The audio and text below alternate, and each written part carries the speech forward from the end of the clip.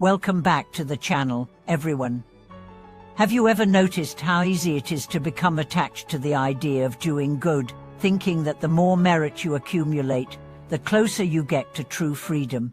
Do you sometimes wonder if the desire for recognition or the need to prove your worth is subtly shaping your actions, even in the most well-meaning situations? Today, we will delve into an important concept from Buddhism, the attachment to merit, and how cutting this attachment can lead to true liberation. In our pursuit of virtue, success, and spiritual growth, we often find ourselves caught in the cycle of doing good deeds and seeking recognition for them. Whether it's helping others, performing rituals, or contributing to causes, it feels rewarding to receive praise or acknowledgement for our actions.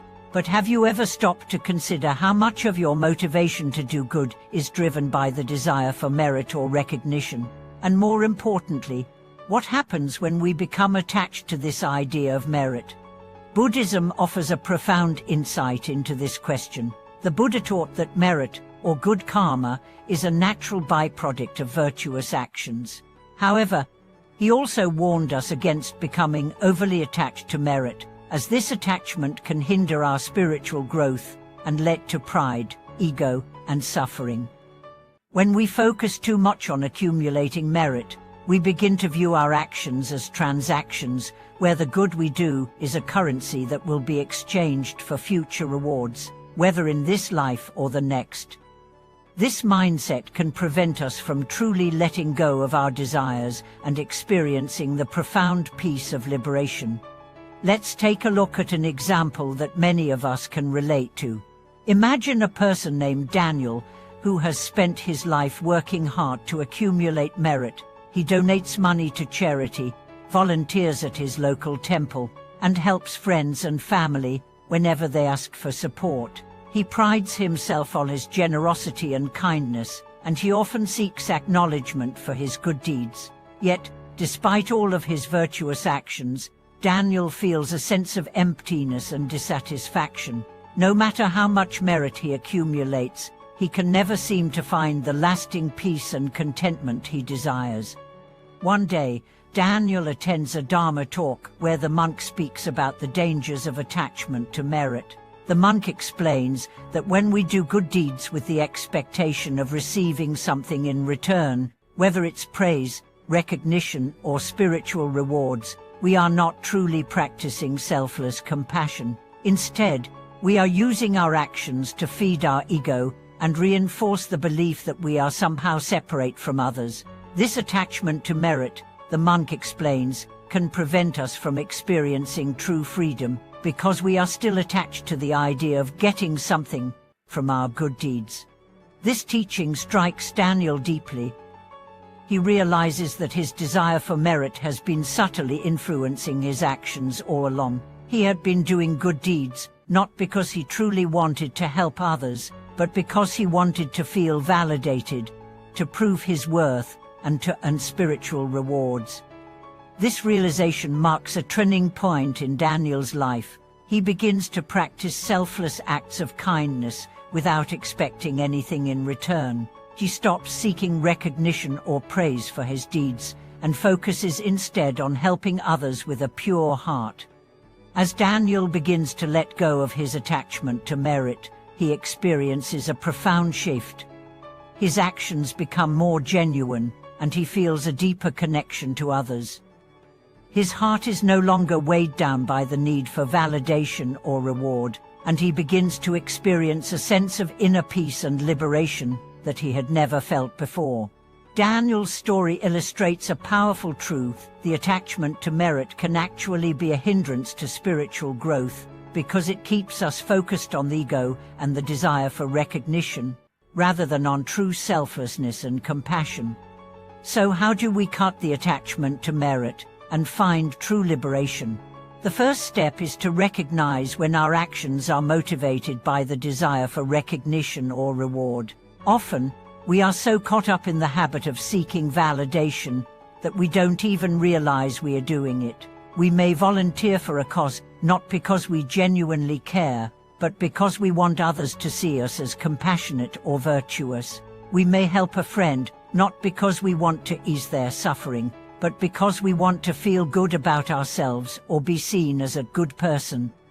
The next step is to practice selfless action. This doesn't mean we stop doing good deeds, but it means we let go of the expectation of reward or recognition. When we help others, we do so simply because it's the right thing to do, not because we want anything in return. We offer our time, energy, and resources without attachment to the outcome. This is the essence of true generosity, giving without expecting anything back. One of the ways to practice selflessness is by performing acts of kindness anonymously. For example, you might donate to a charity without telling anyone, or help a neighbor with a task without expecting acknowledgement. When we practice generosity without the need for recognition, we begin to cultivate a deeper sense of compassion and humility. We learn that the true joy of giving comes not from the praise we receive, but from the act itself. Another important practice is to reflect on the impermanence of merit. In Buddhism, we are reminded that everything in life is impermanent, including the merit we accumulate through good deeds. Merit is not something that we can cling to or hold on to forever. It is a temporary accumulation that is ultimately transcended when we reach the state of enlightenment. Understanding the impermanence of merit helps us let go of our attachment to it and focus on the deeper goal of spiritual liberation. Let's consider the story of a woman named Sarah, who had spent much of her life accumulating merit through religious rituals and acts of charity. She was highly respected in her community for her generosity and devotion. However, as she grew older, Sarah began to feel a sense of dissatisfaction. Despite all of her good deeds, she still felt unfulfilled and disconnected from her true self. It was then that she realized that her attachment to merit had been preventing her from experiencing true peace.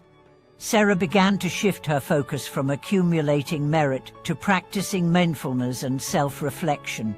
She started to engage in her religious practices with a sense of detachment, not seeking any rewards or recognition. Instead, she focused on the present moment, letting go of any attachment to the results of her actions. Over time, Sarah found that her actions became more genuine and her heart became lighter. She no longer sought validation from others, and as a result, she felt a deeper sense of freedom and peace. The final step in cutting the attachment to merit is to cultivate a sense of gratitude.